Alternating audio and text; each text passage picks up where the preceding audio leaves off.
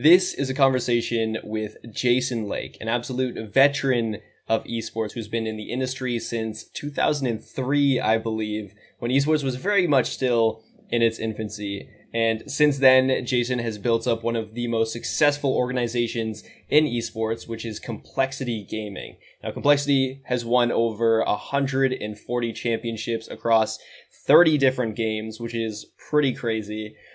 Today, Complexity is still very much a household name for anyone who's interested in esports.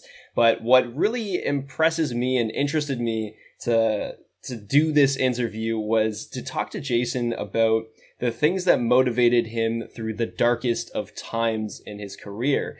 Because a lot of people go through a lot of crazy times in esports, and I would say probably most of them end up switching careers or going somewhere else besides esports. But Jason really stuck through a lot of it and has built up a lot of knowledge and a lot of experience because of it. So in this experience, we touch on a lot of subjects, mostly covering the business side of esports and then covering his mindset and what got him through his career to date. So I hope you guys learn a ton about the business side of esports and about the mindset that it takes to build a successful esports organization.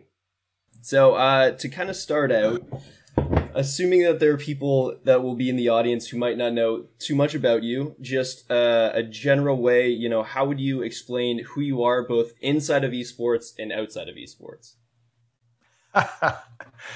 Well, outside of esports, I'm a husband and a father. I'm a recovering lawyer, practiced law for a few years. And inside esports, I'm founder and CEO of Complexity Gaming. I guess I was one of the first people in North America that saw opportunity on the business side. And I'd always been really passionate about competition. And I'd always been very passionate about video games. So when I saw competitive video games, it was like that light bulb moment for me. So I founded Complexity 18 years ago in 2003. And I guess, as you could say, the rest is history. Awesome. And, there's been a lot of ups and downs throughout, but I'm curious, what do you think is the thing that motivated you through the hard times? What is your personal motivation? Primarily my family is my personal motivation. And I tend to be pretty stubborn, where there were a lot of people in my life that cared about me that are, close to me, that were like, look, this esports thing is going nowhere. And I just disagreed. And my belief in the future of esports has really given me confidence and drive. And subsequent years have proven that right. And esports is still growing exponentially, whether you measure it via viewership or investment or just the size and awareness of mainstream. Gaming is ubiquitous around the world. A couple billion people with a B play video games. And, upon that realization, you understand that people that play games of any kind or people that participate in activities of any kind, they're always interested in watching people who are super good at it. One of my hobbies is I like to trade, on the markets, primarily like crypto and stuff like that. Oh, okay. And I'll go into live streams and watch these really, really good traders who are just doing their trades and working on the charts and drawing their lines and reading the volume and all this. Whereas if you're not, interested in trading, watching a trader trade is like watching paint dry. Right. So you have to have the underlying base of interest, I think. And when you look around the world and there's billions of people that are gaming, this is even pre-pandemic.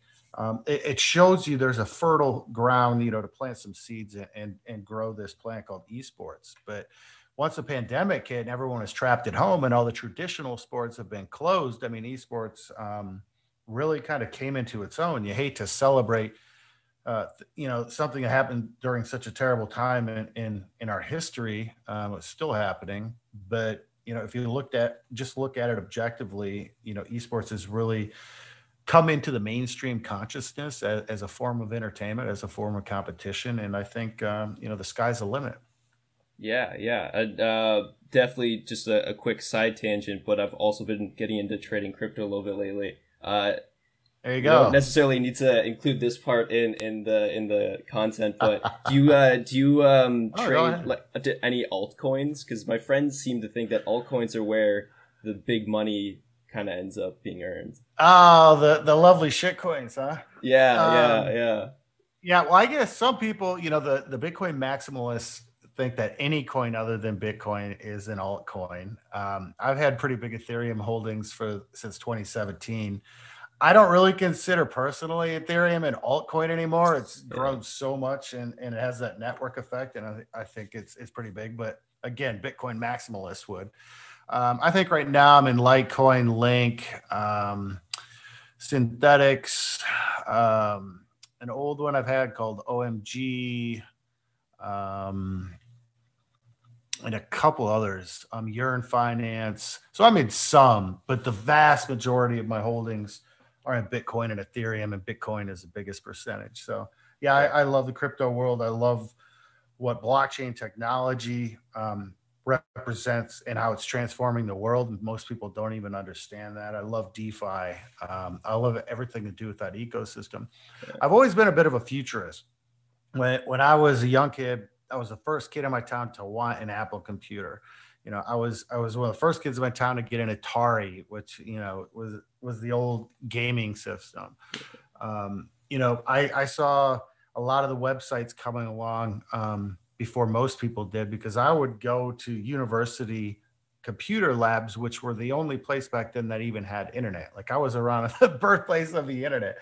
You know, I was a Tesla fan before most of my friends had heard of Tesla. I bought the iPhone the second day it was ever out. I missed the first day. I was busy. I bought it on day two, the original iPhone. I've always been a futurist. I've always loved this type of technology. So, about 3 years ago, 3.5 years ago, I started studying a lot about crypto and blockchain and smart contracts and this sort of thing. So it's kind of a hobby of mine in my free time. I follow it, and I'm just kind of learning how to trade it and just kind of mess around. But yeah, I think it's fascinating. I think it's Web 3.0. I think NFTs in particular have a tremendous amount of potential for growing revenues in esports. And I'm really fascinated by that. I've been meeting with a great startup in Dallas about gaming NFTs. And yeah, but I'm almost 50 years old. I'm an old timer, but I'm still a nerd and young at heart. Yeah, yeah, I can tell. I can tell you're young at heart. I don't know if I want to dig into that NFT statement, but NFTs are so, I don't know. I'm trying to wrap my head around them lately and trying to figure out the potential, because I think the potential is far beyond just the kind of like art collection niche that it's kind of at right now. I think there's Yeah, a lot more and potential there. like with a lot of things, when they first come out, they blow up into this big balloon, and there's a mania phase, and everything is kind of stupid. So Yeah, NFTs right now are kind of stupid. Beeple just sold one for 69 million. He's incredibly talented, but 69 million, like you get a Picasso for that, I think. right, right. But if you understand what NFTs represent, and not only the ability to drive revenue through trading cards or whatever. So take for instance, for years and years, people buy and collect baseball cards.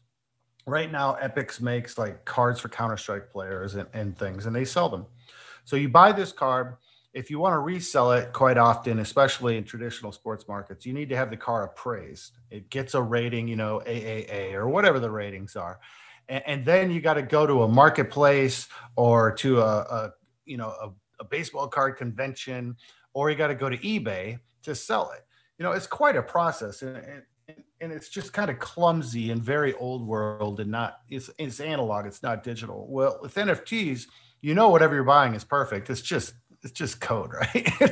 And Right, it's right. not going to get a corner scratch. It's not going to get discolored because you left it out in the sunshine. It's always going to be perfect, and it's always going to be validated by the blockchain that this is the original. There were only 3 ever made, and you can sell it. And the cool thing from the revenue standpoint, talking about the business side, is if I sell an Epic's card of one of my Counter-Strike players, we get a tiny commission as part of the ESL partnership that we are in with Epics, and I'm sure you've seen those cards. And a lot of the resale values shot up really nicely on eBay, but they got to physically mail it after you get PayPal, and it's just clumsy. It's analog. It's not digital. With an NFT, if I make that same card as an NFT, I could sell it and get it to the person instantly. They don't have to wait for their cards to come in the mail or whatever. Right. And I get paid. And then if it goes from say $1 up to $10, and then someone sells it on an NFT marketplace, I get a commission again. And then if the guy who bought it for $10 in a few years sells it for $200, I get a commission again. So it's basically like eternal commissions, Right. eternal revenue share from this product that you made. And people that are used to dealing with eBay and getting their cars rated and everything else, now they could just bam, bam, bam. They put them on a marketplace, click a couple buttons, and they get paid in ETH or whatever it is, and the transaction's over. But for artists and creators and musicians who for years and years and years in the analog world have fought with recording companies and lawyers and I want to get paid because this was my creation. It's been very, very difficult, and it's been a struggle since artists started doing this. But with the NFT phenomenon, when it comes to collectibles and art, they're going to get paid forever. Every time it sells, the computer will automatically send them their commission. And I find that really fascinating. And when you take it a step beyond collectibles and items like that, there's nothing to say that all kinds of industries won't be disrupted by NFTs. Wild example, when you buy a house, you have to go through all this antiquated paperwork. Then they take this paperwork and they stamp it and it's approved, and then they file it at the courthouse. So, I was a real estate lawyer back in the day. We'd find these old deeds that are like 90 years old because Grandma Jones has been in her house that long, and the law has changed and it's just weird. There's nothing to say that home ownership won't be an NFT. Right. So when I pay the guy for the house, he sends me the NFT, and now I have it in my digital wallet proving that I own this home. Maybe car ownership will be an NFT. Like, why do we have to sign a pink slip in America to like hand over a car? It's very antiquated and it's very analog in a digital world. Why wouldn't my car have an NFT? Guy pays me cash through a smart contract, and once the cash is delivered, the smart contract automatically delivers him the NFT. So when you start looking at the NFT phenomenon, get beyond just the current mania and really look to where the future could go, it's incredibly fascinating. Just one aspect of cryptos, I think, that's going to transform the world. It's Web 3.0. But we're getting away from esports now. Yeah. Sorry, I've been so interested in that lately that I had to ask about it, and I think this stuff is exciting. But to kind of pivot off of that, when talking about just like investment in general, it sparked my interest in talking about investment into business. So let's say this might skip ahead a little bit into the lifeline of a business in esports, but if they're at a point where they're trying to get investment, let's assume that the audience this is for is relatively new to business. They're kind of planning ahead. At what point might they want to seek investment for their business? And maybe through your own personal example of working with the Cowboys, like how would investment allow a business to not only grow, but actually evolve and change? Yeah, I mean, that's a great question. It's a really broad question. And the answer, which always frustrates people, is it depends. Okay. Right? Depends on your industry. Sometimes in Silicon Valley, you could just have a cool idea and get investment. Back in the .com era, the late 90s, all you had to do is put up a website and call it, bingo.com, and somebody would hand you 20 million bucks because it was a .com mania, Depends on what kind of industry you're in, how advanced it is, what are future earnings potential as seen by the investment community. It depends on a lot of things. Some industries you really have to kind of reach a certain mass before investors will be interested. Others, like blockchain in 2017, people are willing to just take the gamble and invest right away. And you also have to understand, being a bootstrap company, meaning you're not taking investment, you're just growing it slowly and using your profits to grow the company, comes with a lot of advantages. It provides you with freedom, provides you with flexibility. You don't have a board of directors to report to. If you don't have a lot of the overhead and the management. With investment comes obviously new owners. Sometimes those new owners have different opinions on how you should do things. If you don't share the same vision and and continue to share the same vision, there could be a lot of conflict in the company with investors. And if investors have the majority of your company because they invested a tremendous amount of money, now you've lost control of your company. You might have lost control of your vision. So you have to weigh all these sorts of things, the positives and the negatives of accepting investment. When is the right time to accept investment for your industry?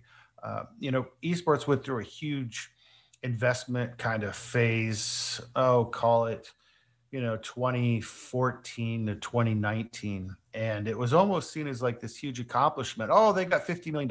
Like, that's pretty cool. Like, if you build something that someone's willing to invest $50 million into, hey, that's pretty cool. But a lot of people are starting to adopt the mentality that once you receive the investment, like, you'd won and like you'd made it. It's like, no.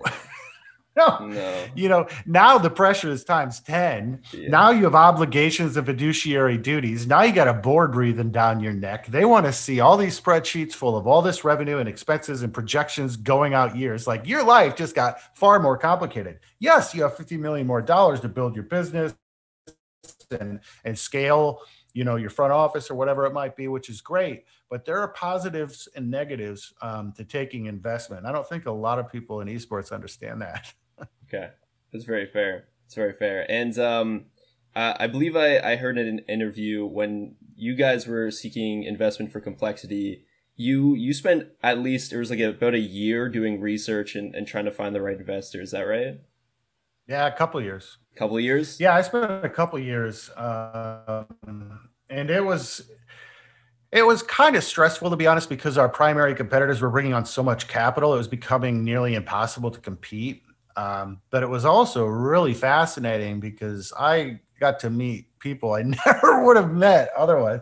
I'm meeting people who own sports teams. I met Elon Musk. Like, I met all these billionaires and all these people interested in esports and considering investment in esports. And I always go home from these dinners or these meetings and laugh with my wife. Like, I never would have met this person in a million years if it wasn't for this goofy thing called esports. And then I got connected to Travis Goff. The Goff family is a well-respected family here in Dallas. And he said, hey, I'm thinking about investing in an esports team, and we're friends with Jerry Jones and the Jones family, and we want to do this thing together and put it beside the Cowboys or whatever. So I was obviously immediately interested. And once we spent some time together and really understood that we had a very similar vision of building a billion-dollar multi-generational sports property, and discuss kind of what their role would be and how much flexibility me and my team would have under,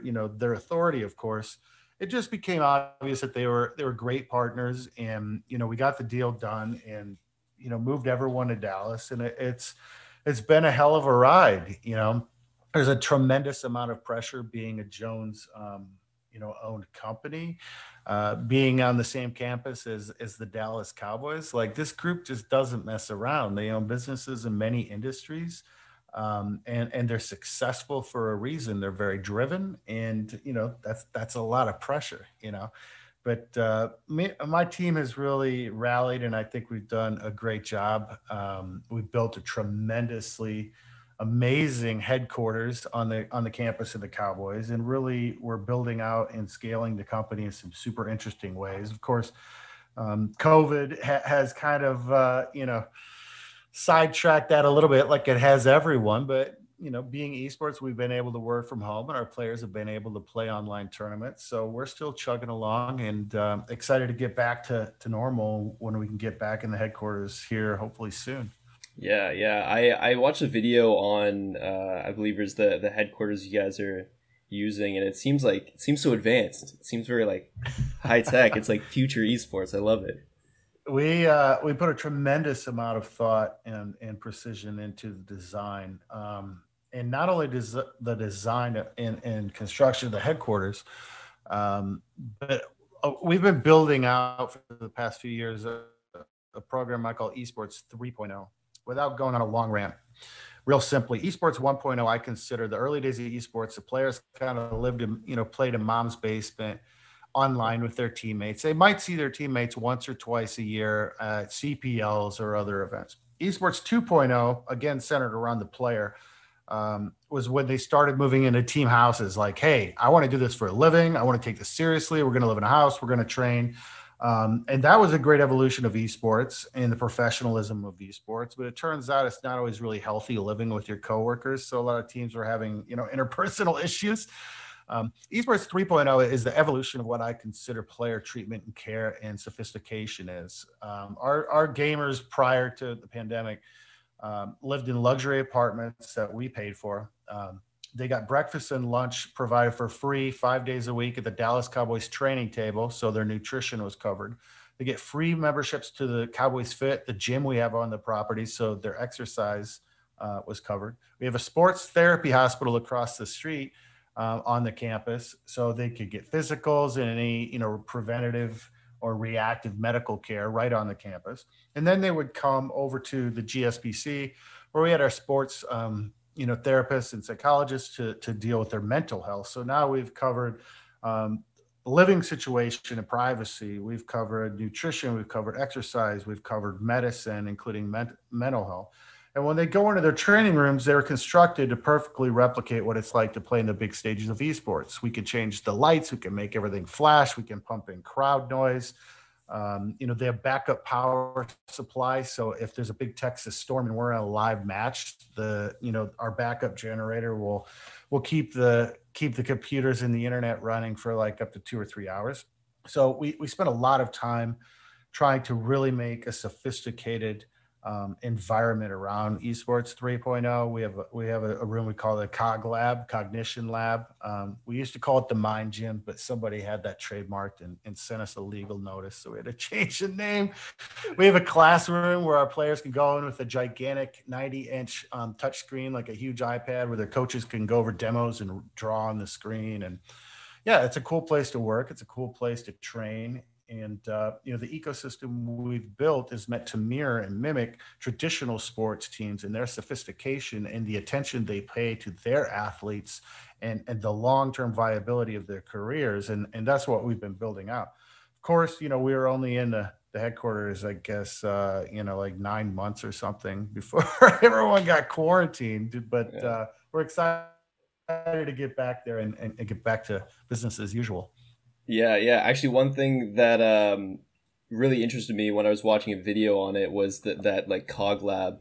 I'm super into neuroscience, so part of me was just like stimulated when I saw that. I was like getting a ticket to Dallas after COVID and checking that out. Like it looks so cool. Yeah, we're in the process of working with different partners around all aspects of the brain as it relates to gaming. As well as the body. Like we're partnered with Herman Miller chairs. They have the best ergonomic chairs. So you're sitting right, you're in the right position, you're breathing right, your body's comfortable for long hours of play. In the mind gym, we're studying warming up your brain before you play. In every sport, they warm up before they play. In esports, sometimes you might go in the server and mess around for a little bit, and then you go live. We're like, there's got to be a better way to do this. If the brain is our primary tool in esports, we got to warm up the synapses in the brain. How can we measure that? How can we test that? We're working with our clothing partner, We Are Nations, to investigate and research different clothing. If you're going to sit there for a long time playing, you don't think like, oh, my clothing matters. Every fraction of a second matters at the highest level of esports. So if a better chair and better clothing and warming up your brain is going to get us that fraction of a second, that's what we're investigating. That's what we're researching.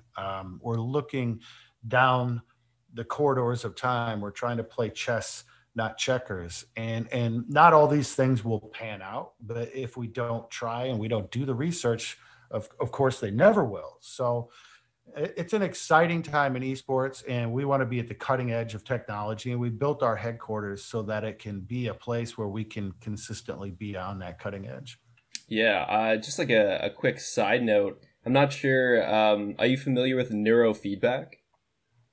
I have heard of that, but I'm certainly not an expert. I was gonna say, if you have someone who's kind of in the mind gym, the Cog Lab, who does some of the research and experimentation, I'd say tell them to look into neurofeedback, especially as it's getting more advanced with technology. It's becoming kind of like what I think will be the ultimate kind of like brain warm up and brain training, especially for things like Excellent. working memory skills and things like that. Excellent. Yeah. I will definitely bring that up. They probably already know about it, but I'm the CEO. I don't get into all the weeds. Yeah, that's fair. That's I'm fair. the You old don't have guy. to. Yeah. But I will. Thank you. Yeah, for sure.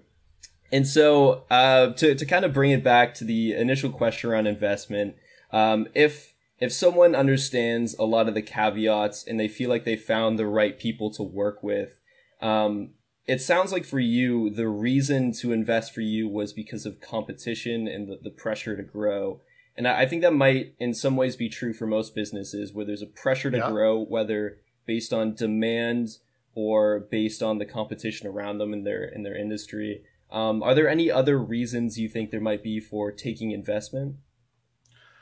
I think you summarized it pretty well. You're either kind of forced to by the competition to scale up, whatever that might be, whether it be computer servers, whether it be manufacturing, or opportunity. Sometimes a window of opportunity opens and it's not going to be open that long. So if you try to bootstrap your way there, you're going to miss that window of opportunity. So you need to pile on the investment and kind of fast forward what you're doing to make sure you hit your timing window. I think each and every instance is different. That's why my initial answer was it depends. I always just encourage everyone, like, getting investment, whether it be angel VC, a partner, whatever it is, can often be a wonderful, wonderful thing. And fast forward your success in whatever industry you want to be successful in. But a lot of people stumble blindly into it without understanding the obligations. It's like most things in life are double-edged swords. You get benefits and you have to pay costs. And most people that I think, especially the esports industry, just see all those dollar figures in the news media and think, I got to get my investment. But I'm not saying you don't. I'm just saying educate yourself and don't step blindly into these things. Be aware of the obligations that come alongside that money and, the fiduciary duties that you will now be placing yourself under. And just, make sure you speak to someone who's done it before. Do your homework. Always, always do your homework and just make it an educated decision. Yeah, that's great advice. And to piggyback off of the investment side of esports, so there's a lot of people who will say that esports is kind of built on investor money, and that in some ways it has been a struggle to actually monetize and earn back some of that money. In your opinion, what are the ways to monetize in esports that ultimately allows people to pay back that investor money? Yeah, I mean, monetization, to be honest, is one of the most difficult things in esports. We don't fill stadiums with 100,000 people every week for 16 weeks like the NFL, or 20,000 people for 100 games like baseball or the NBA. We have the benefit of really being a global product, where a lot of the American sports leagues, as much as we'd like to think they're global, they don't really have the reach that esports has on a global basis. But we need to figure out different ways to monetize the activity. Sponsorships are still the lion's share of what we're doing. You've seen some teams come out with like VIP fan packages and subscriptions and things. These are all attempts at testing the waters of monetization. That's one reason, as I mentioned earlier, I'm so excited about NFTs. I think it's going to be a very cool revenue stream, but revenue has been difficult. And let's be honest, in the modern era, tech type companies, and I do consider esports a mix between traditional sports and like Silicon Valley tech type play. When Facebook came out, when Twitter came out, a lot of these platforms at first were not profitable at all. You want to achieve what's called the network effect, where simply put, you get enough eyeballs and you get enough people participating in whatever you're doing, and then you figure out how to monetize it. Ideally, being an old school, business grad, that seems a little weird to me, where you want to figure out how to monetize things sooner than that. But the reality of the digital world, I think, is you need to get the audience, you need to get them invested, and then you figure out how to monetize it. Big companies like Uber and other ones that are household names now are not profitable. Tesla, up until very recently, I don't think turned a profit at all. And yes, it's a car company, but it's almost more of a tech play in some ways than it is a car company. It's more of an energy play, looking down, the corridors of time and what's going to drive revenue in the future, than it is a traditional just automobile company. So a lot of the businesses that are household names that have been extremely successful, they had to get that momentum first. They had to get the audience size or the user size or the network effect, whatever you want to call it, and then you figure out how to monetize it. I've always been firmly convinced once you get a large enough audience, you can monetize just about anything. I remember when YouTube was young and trying to sort out its monetization strategies while they were growing so quickly they could barely keep up with the success. I remember when Twitch was young and was growing exponentially, and theirs was a more obvious path to profitability. You run ads, right? But they weren't all profitable to begin with, most certainly not. So monetization is definitely a challenge in esports. There's a lot of brilliant people sorting out different ways to drive that revenue, to justify the investment, to justify the huge valuations we've been seeing. But it's definitely not a nut that's been fully cracked. Like, we haven't completely figured it out. There's far more companies and organizations in esports that have not yet obtained profitability than there are ones that have. But like I said, there's a lot of brilliant people working on it. We have a giant global audience that's growing exponentially. So I'm confident that we're going to get it figured out. Yeah, and when it comes to the idea of, so I think esports has a very passionate audience. When it comes to the idea of starting a business or a team within esports, what do you think it is that attracts that audience to them? Like, what is it specifically about the esports audience that, what does the esports audience like to see? What engages them versus other audiences, in your opinion? Well, to directly answer that question, I think the esports audience values authenticity, even though that word is beat to death in esports, transparency, and just being real. I think this generation, the internet generation, that is our primary target demographic, they have very sensitive bullshit sensors. And if they think you're trying to cram down the old school 1980s, 1990s type of just bullshit, excuse my French, they'll throw it right back in your face. Like, you have to come out and be like, look, here's our deal. And you don't have to be the same as everyone else, right? Cloud9 doesn't do things the same way as Energy. Optic doesn't necessarily do things the same way as Team Evil Geniuses. G2 doesn't do things the exact same way as an Astralis, and that's great. We shouldn't all be doing things the same way. We should have our own personality. We should be consistent to that personality. And there's so many different types of people that enjoy esports. There's going to be a team or a league or whatever that they can get interested in. And that's one of the beautiful things about the umbrella term of esports. So you might hate Counter-Strike, but you might love Rocket League. You might hate Dota, but you might love Call of Duty. Whatever it is, there's a place for you here. There's a team that you're going to resonate with. That's going to have players that you empathize with. And that diversity in the ecosystem, I think, makes us strong. But overall, I think you need to stay away from just corporate BS slogans and nonsense, because I don't think this generation puts up with that for a minute. And you got to be real with them. Yeah, and I think that that kind of goes hand in hand with content and content creation. I think that's kind of like 100%. Yeah. In your opinion, what kind of content do people in esports like, and what has kind of worked for you guys so far? And again, it's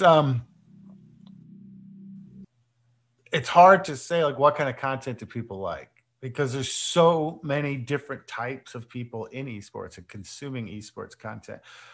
What one group does, like what FaZe does, might not resonate at all with an esports fan, but they got millions of fans. It does, right? Other fans might like long form documentary content or whatever it is. If there was one kind of thread, I think that's consistent through esports content that people seek out is we want to see who you are. Like we want to follow the team to a LAN and see their behind the stage conversations. Like, don't just feed us this pre-packaged over edited nonsense. Like we want to see the real deal.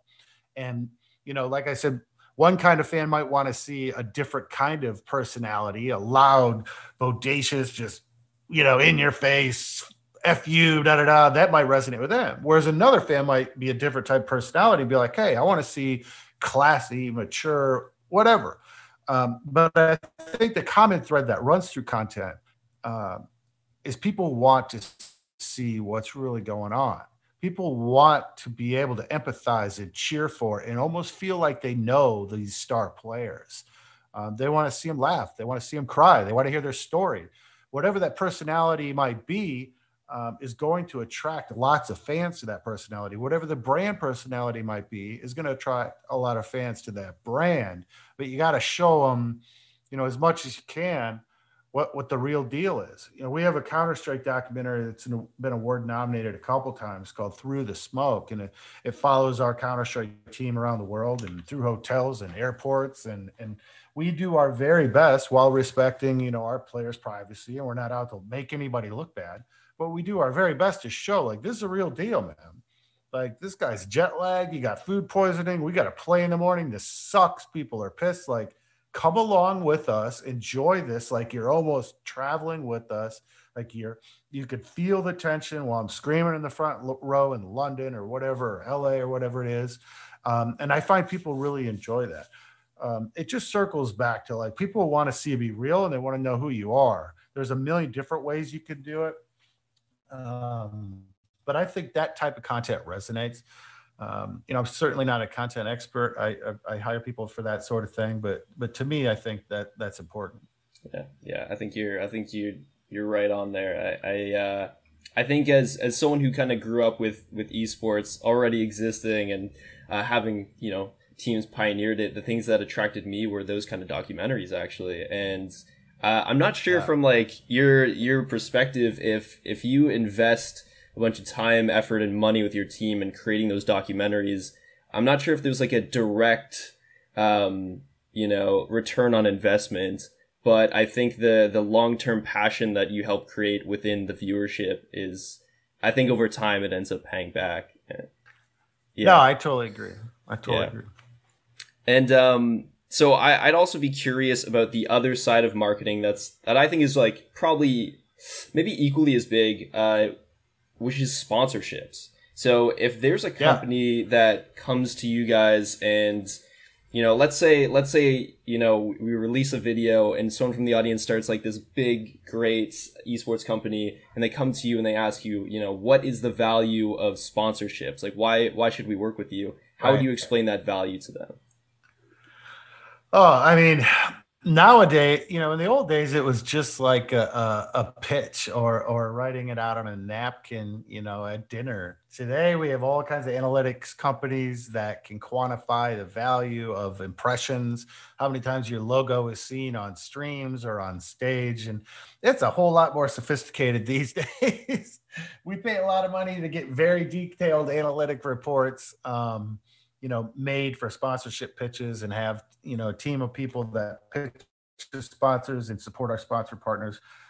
So yeah, it's a lot more complicated than it was in the early days.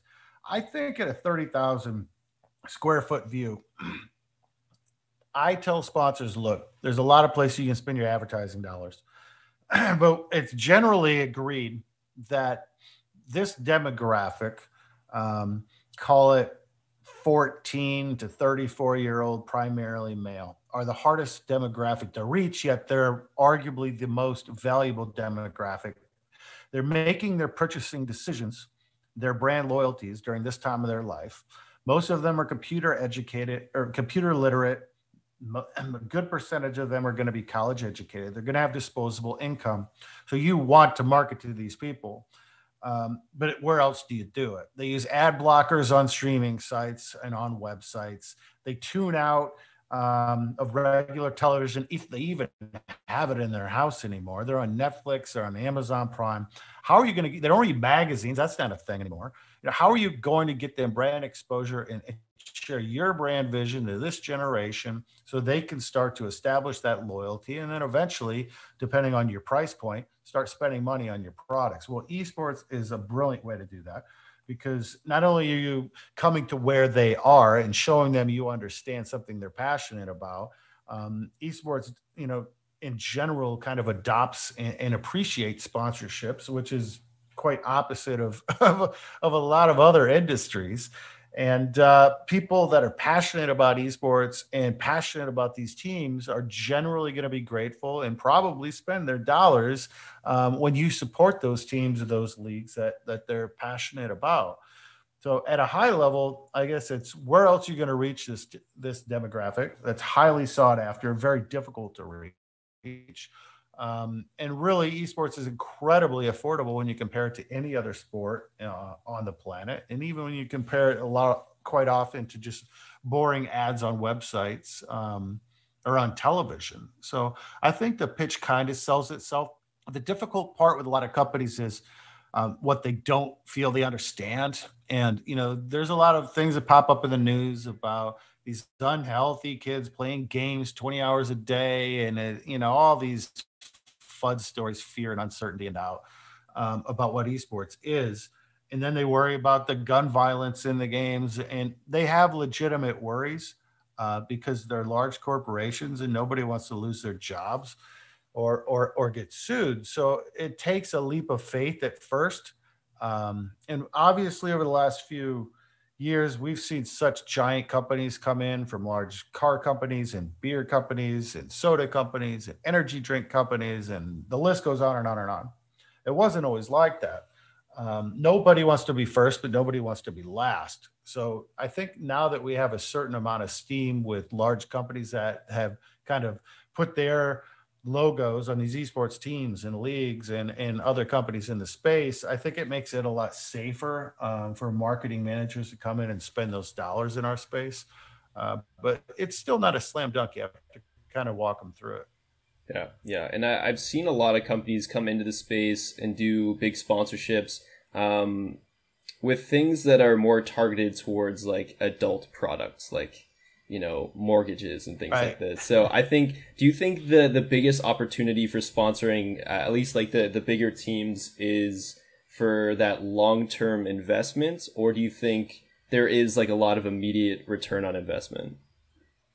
I think almost any company can benefit from marketing in esports, whether it's a soda company and the kid can go down to 7-Eleven and buy it that day, or whether it's a mortgage company and the young person's growing up and they're in college, they're about to get their first job, they're going to be looking for a mortgage. You're going to be like, hey, that mortgage company, it's just going to be in their mind. They're going to be thinking of it. And maybe they can't buy your product immediately. Maybe retirement services. I don't know. Maybe that's not the best thing to market to the esports demographic, but you could even argue then you need to start saving for retirement as soon as you start working if you're smart. And all these young people are about to start working. So teach them about your products now. Maybe they'll open up a 401k with you or an investment account with you. So you could even argue products like that are generally seen as leaning towards, older boomers like me.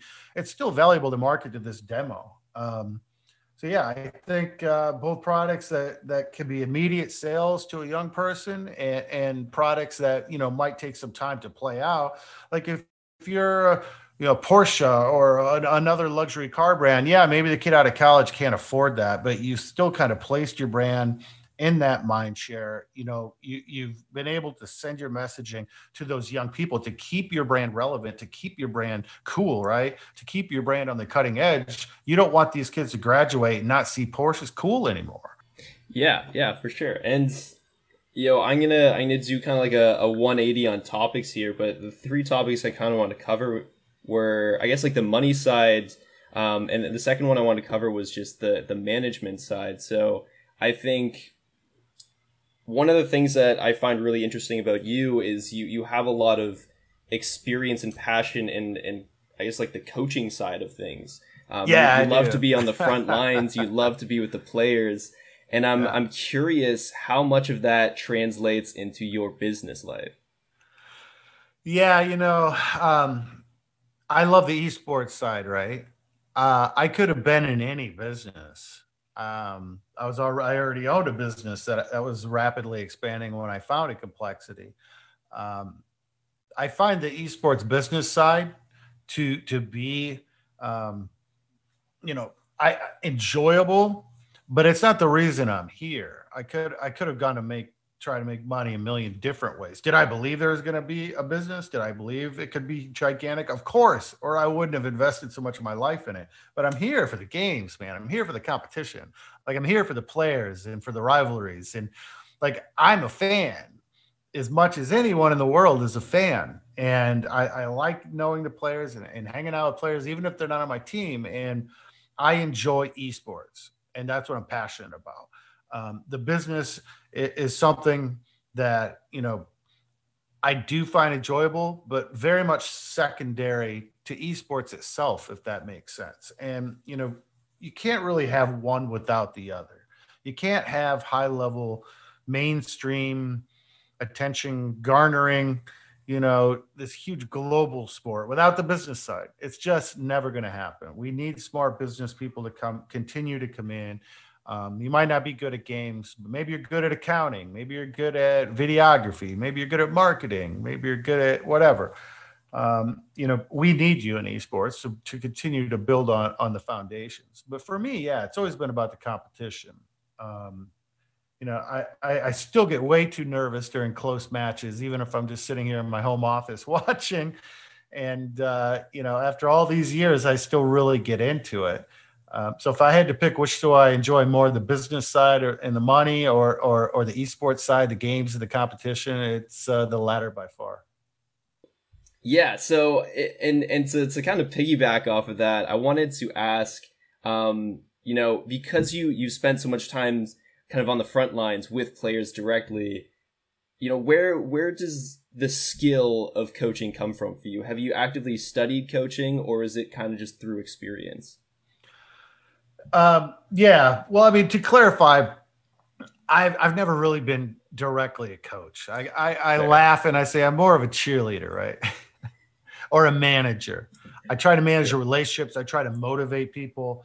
Um, I try to teach them about drive and about the keys that I've found in my life to success. I try to instill a fire in their belly, um, and really give them passion and motivation. But I'm not really the coach like the Strats or whatever. I've never been that guy for sure. I'm more of a cheerleader. I grew up in a sporting family. My brother almost went professional in baseball. He played for the University of Arizona. And my dad was a coach from when I was just, a young boy. So I grew up around coaches. I grew up around athletes. I grew up around competition. I was always fiercely competitive. Played football, much of my life. And so I was just incredibly competitive. So that part just comes natural to me. Um, so yeah, I enjoy that. I enjoy trying to do what I can do to light a fire under a player and make them better, work harder, train smarter, think better, and find more success for themselves in their careers. And it doesn't always work. I've had the honor of working with hundreds of pro gamers now, over the years, and not everybody's going to like you. Not everyone's going to agree with how you do things. But for the most part, it's been a great pleasure, being able to work with these pro gamers and know so many pro gamers, and so many of them are such awesome people. It's just been it's been a special journey. For sure. And I think, as much as you say you're kind of like the cheerleader, I think that's, that role is really important. And you hear a lot of people talk about leadership skills. One of the big ones is just, getting your people passionate, right? So in your opinion, Absolutely, you know, absolutely. whether it's with an esports team or in the work environment, how do you get people passionate, in your opinion? I mean, it starts with, if you're a leader, and leadership, like many things, like management and other things, is much more of an art form than a science. You could study leadership, you could study management, and you should. You should read books about successful leaders, successful managers. Absolutely.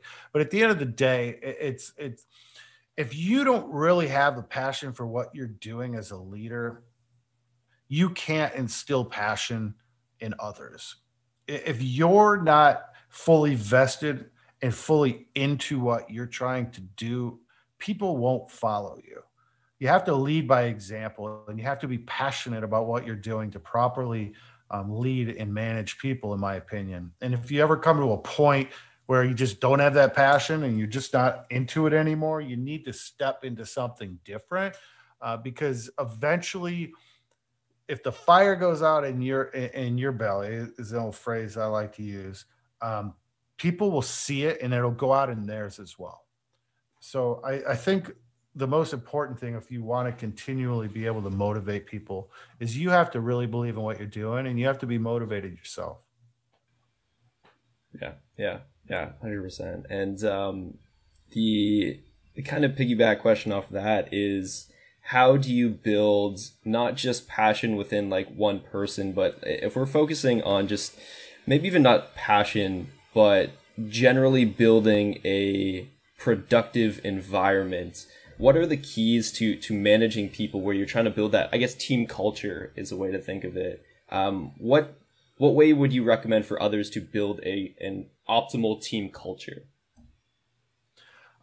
Yeah, culture is critical. You chose the right word. And, it starts at the top, and there's different layers in any organization.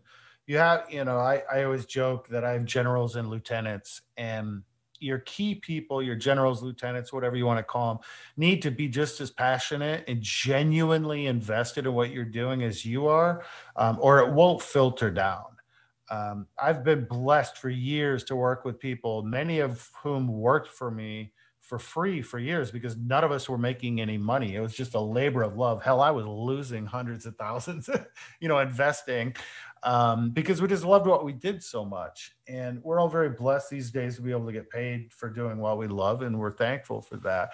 But they were passionate when there was no money. They're passionate when they have money and healthcare.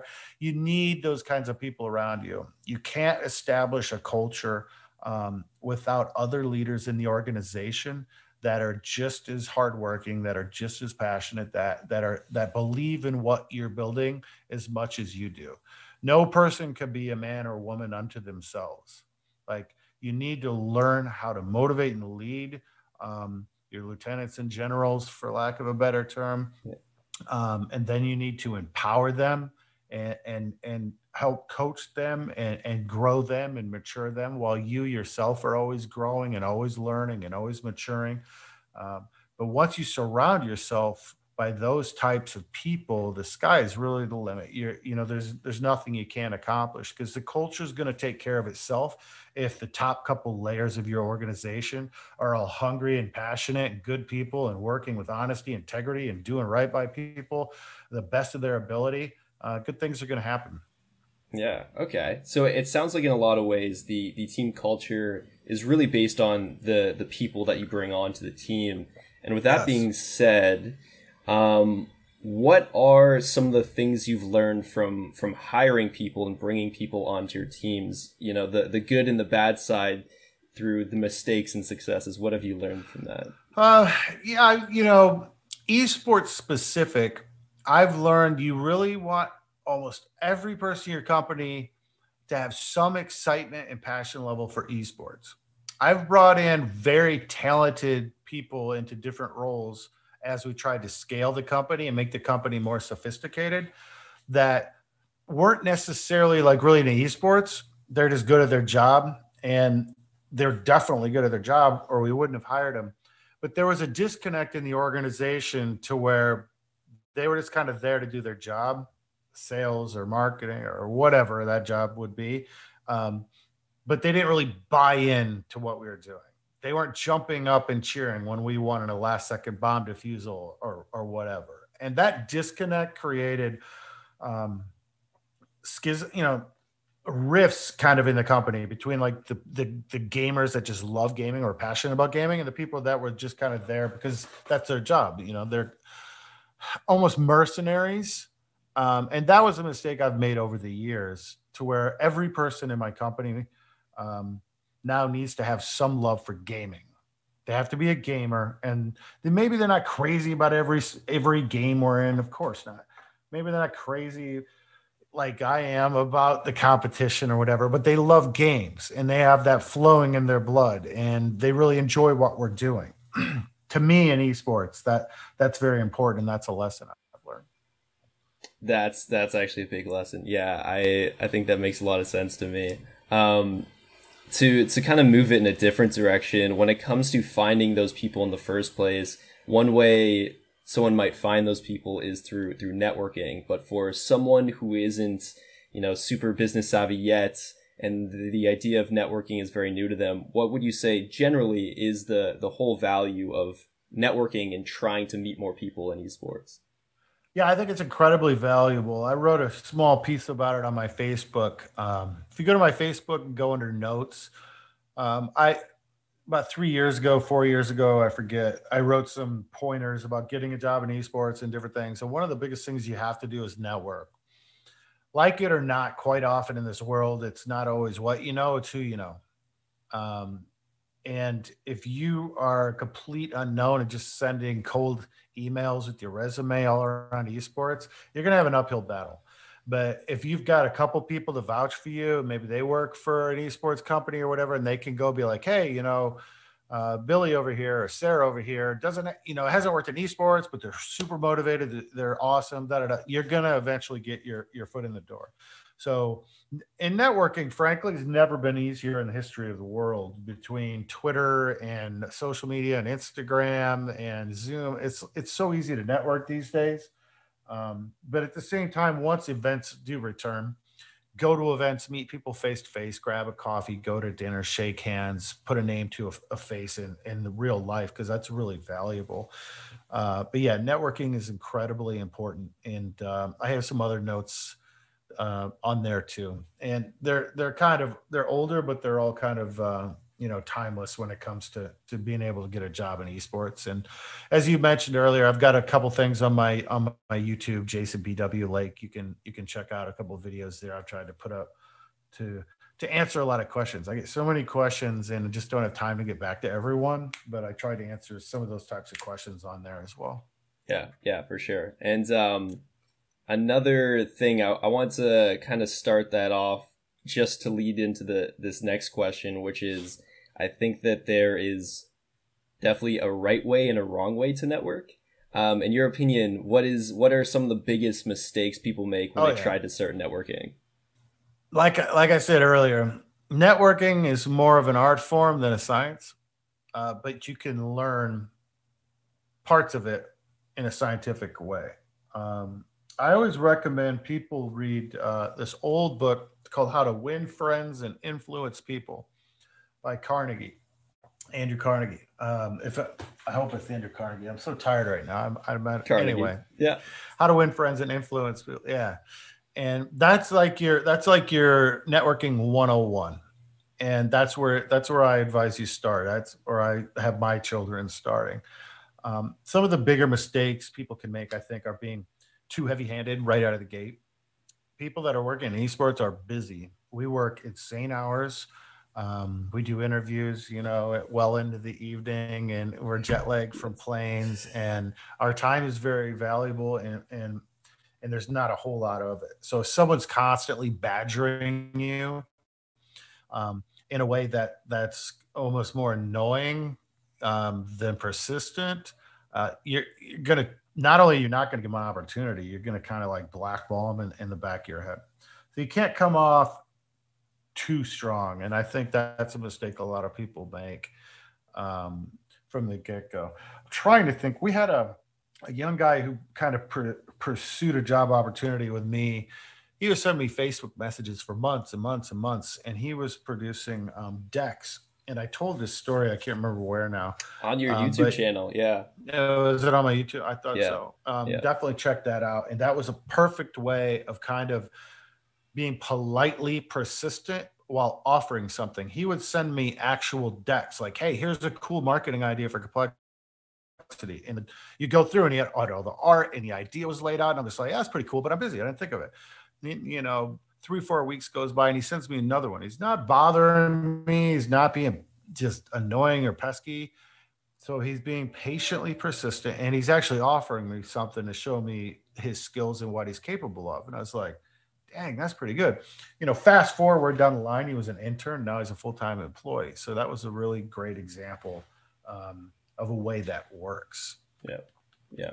I think offering value up front is a big key there. So absolutely. I wanted to cover 3 core subjects with you, including the money side. All right, I got a little bit left, man. But I was going to say this is the last section. The boomer's going to fall asleep on you here. So before you fall asleep, I wanted to just cover the mindset side of things, because I think that's actually something that's very important, and I think you actually have a very unique perspective on. So this might be a bit of a tougher question to get into, but I think you have a great story of getting through difficult times in esports. You don't have to tell the full story, but briefly, what was perhaps one of the hardest parts of your career, and what do you think was the mindset that helped you get through it? Undoubtedly, in 2008, I sold my law firm, decided to go all in on esports. I moved my family from Atlanta to Los Angeles to film the 2nd season of the Championship Gaming Series on DirecTV. And we did that. We were settling into LA. And then that summer, the economy completely tanked.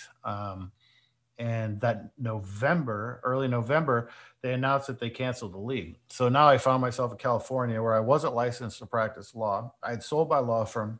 And now the esports company I worked for was out of business. So I was like unemployed the first time in my adult life. And now I had 2 kids and a wife. And I'm like, man, this is not a good spot. And I couldn't go back to just move back to Georgia and start practicing real estate law again, because that summer, the real estate industry completely collapsed. And that was what I specialized in. So I was definitely between a rock and a hard place. And against the advice of many awesome people who love me very much, I decided to restart Complexity. And they're like, just walk away from it, go get another real job. And you got bills to pay, you got 2 kids and a wife. But I restarted Complexity anyway. And I think people that are successful in life quite often have this tenacity. They have a perseverance. Now, there's always a time when you could be wrong and you're following this course for too long, and then you find out you were wrong. So I want to clarify that with the tenacity and perseverance. But I teach my children in life, there's one thing you can count on. Life is going to kick you in the stomach multiple times. You have to be prepared for that. You have to decide in advance, how am I going to respond when life kicks me hard right in the stomach, and I can't breathe, and I'm panicking, and I don't know what I'm going to do. Maybe you lost your job. Maybe you lost a friend. Maybe you lost a parent. Maybe you got diagnosed with cancer. Maybe you got in a car accident. It's going to be. I can only promise you, life is going to kick you so hard you can't breathe and you're seeing stars. So before that happens, decide how you're going to respond. Decide the mindset you're going to enter it with. Decide where your faith lies. My faith lies in God, and that's a pillar in my life. You need to understand that life is hard. And even if you end up being successful, you're going to have battle scars. And if you prepare your mindset in advance for that, and already have been practicing and reinforcing how you're going to react to difficult circumstances, when they happen, you're like, this sucks, but I knew something like this was coming, and I've already prepared how I'm going to plan, how I'm going to react. I'm going to go hide in the closet and cry the rest of my life. I'm going to shed my tears. I'm going to put them behind me. I'm going to go back out and kick ass. You got to claw in this life. You got to fight in this life. You got to battle in this life. Life is a battle. And if you understand that and have that type of mindset, nothing's going to be able to keep you down for long. If you've got faith, you've got perseverance, you've got strength, and you've got mental preparation, nothing will keep you down for too long. And I think that's the key to being successful. If you study successful people that have changed the world, none of them had a cakewalk. None of them had an easy path. They all got kicked in the stomach, some of them multiple times, and always managed to bounce back and amaze people once again. And I think that's a mindset you have to have if success and those things are important to you. And anyone that, especially young people that have maybe been blessed with a good life, if you're not preparing yourself to get kicked in the stomach, if you're not, like I said earlier, playing chess instead of checkers, if you're not looking down the corridor of time and playing game theory, a lot of things could go wrong. Here's how I'm going to react. Here's how and playing that through in your mind, you're setting yourself up for bad things. So Yeah. yeah. Yeah. No, I think that preparedness is huge. And a lot of people like to kind of walk through life thinking too positively and too optimistically in terms of just not really having a plan. So I think that is, understanding that life is going to kick you and you're going to be down and having a plan. I think that's fantastic advice. Yeah. Yeah. I mean, you always want to stay optimistic. Self-talk is a very powerful thing. You have to always stay optimistic and positive. You can never extinguish the hope that you have within you, but you can't be, all roses and tulips and flowers. Like, you have to understand life's going to kick me, but I'm going to stay positive. I'm going to stay resilient. I'm going to fight. I'm going to claw, and no matter what it takes. And if you have these self-talk in your head where you're like, oh, you're stupid.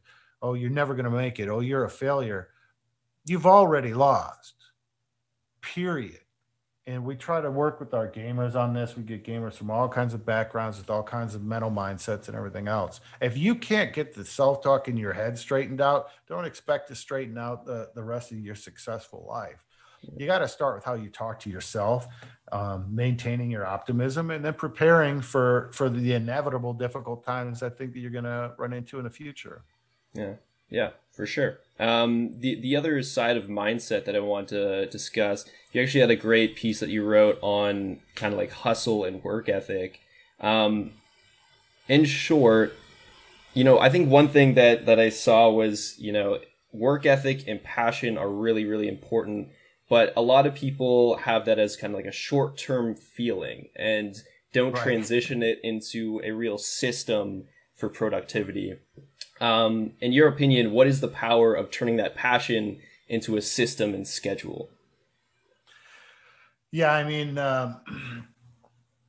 passion is a beautiful thing, and I think it's a key part of anyone's success. But the other word is discipline. Again, I try to teach my kids this all the time. Discipline in the way that where it's defined as you do what you need to do regardless of how you feel. You need to be able to set up schedules and abide by them. You need to be able to instill good habits in your life, going to the gym, eating right, sleeping enough hours, whatever those habits are for you, and stick to them. Too many people, in my opinion, in this day and age, like, well, I don't feel like that, or that's why the gyms are all packed in January, New Year's resolutions, and they're empty by April, right? If you know these are steps you need to take to be successful, lay out your plan and then do it. I've heard way too many huge, great plans and how people are going to get there, but then they don't do it. You have to do what you need to do, regardless how you feel. It's really that simple. Many days, for example, I still work out in the gym, and I started lifting weights when I was 14. I don't lift weights to get bulky or anything at my age. I like staying healthy, physical health, mental health. And that's important to me. And I'll tell you something, 9 times out of 10, I don't want to go to the gym. I'm tired. I got way too much stuff to do. I got a beautiful wife, awesome kids I could be spending time with. Like, I don't want to go, but I know it's part of my plan. I know it's on my list of how I'm going to build in my life and things I believe and know are beneficial for my life. So I don't care if I don't feel like doing it. I just do it. And everyone needs a certain amount of discipline, of course, to go alongside your passion and your work ethic. But discipline and work ethic are often, twins in the same crib. Um, Discipline is something I think is lacking quite a bit in today's world. And people live for years and years and look back and be like, oh, why didn't I accomplish that? It's because you didn't feel like doing the work. I don't feel like I'm going to watch Netflix. You didn't feel like exercising. I don't feel like I'm going to take a nap. People allow their feelings in the moment, in my opinion, to dictate far too often what their decisions are. And feelings usually don't lead you into doing the hard things that make you better. To switch gears, I think that actually covers a lot of the main things I wanted to ask you. So Awesome. With a couple just like outro question, like one would be, if someone is really passionate about starting a business in esports, after everything we discussed, what other final advice would you want to give that person? Um, Obviously, anytime you're going to start a business in any industry, there's a tremendous amount of advice you want to solicit and you want to receive. The one thing I'm a big believer in is doing your homework. I mentioned this earlier. People rush sometimes, I think, a little too willy nilly into big decisions and small decisions. Um, Before I even have dinner with any kind of important contact, I will probably spend between 30 minutes and an hour looking them up online. I want to know what their hobbies are. I want to know where they went to school. I want to know their wife or husband's name. Do they have children? Where did they work before the current company? Have they blogged anything? What is their opinion on different things on Twitter? Like, I want to go into every situation feeling I am absolutely educated, if not overeducated, about the people that I'm at the table with. And that's just one example. So if you're thinking, that's like a dinner, for a work dinner. So if you're thinking of starting a business and investing your precious hours and maybe your money or someone else's money, you better have done your homework until you can just quote stats, take a step back and do your homework, like legit do your homework. And then after you've done that, you'll either talk yourself out of the idea, which sometimes is great, um, or you're going to be more convicted than ever and more educated than ever. So when someone's shooting questions at you quick, why should I give you money? Why should I sponsor your company? Why should da da da da da da da? You've already run these things through your head 100 times, and you're just on your game. That's always going to give you an edge. Don't skip your homework. Don't skip your homework. Yeah. Yeah. And another just like bonus question I want to ask, since you are definitely in tune with technology and definitely much of a futurist, what do you think is the future for esports in 5-10 years from now? What do you think will change? Oh man, that's always a difficult question to ask, because it's difficult to predict what the technology is going to do. The games have come so far since the early days, and it's really kind of cool. The revenue streams will continue to evolve. The one thing I am confident of is esports will continue to fill larger and larger stadiums around the world. The number of viewers will continue to grow. Even after it's done growing exponentially, that's going to be because we have such a gigantic global audience. It's impossible to grow exponentially anymore. Esports superstar players will be paid similar to soccer and American football players. The digital rock stars that play these video games are only going to get more and more famous.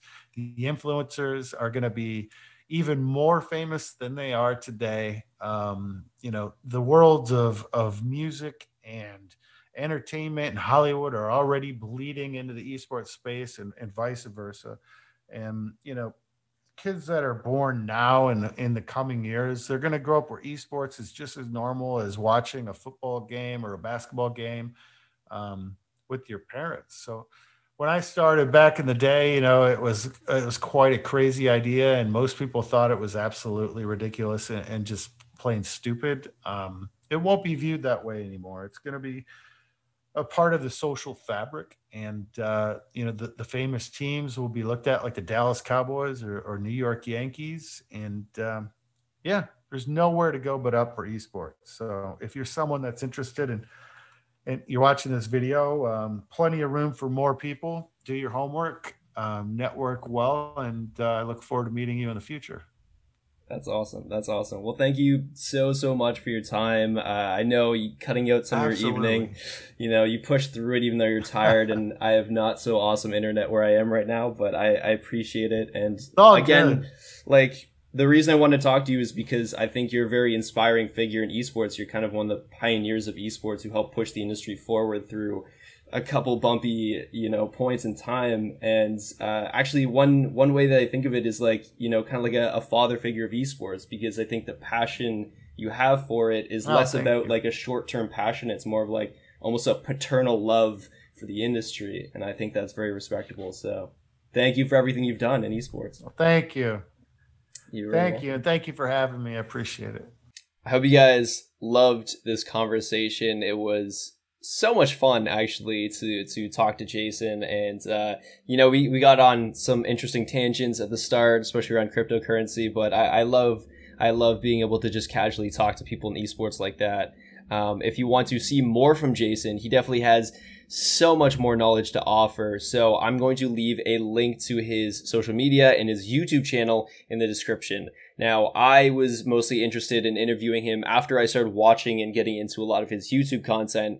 It's widely underrated because for some reason people aren't going on YouTube searching for this kind of information, but I highly recommend it. There's a lot of knowledge there, especially if you want to get into the business side of esports or even seek getting a career in esports. So definitely check it out, and even send Jason a tweet and thank him for offering all the knowledge he gave in this interview. But until the next video, I hope you guys keep on grinding and keep on improving.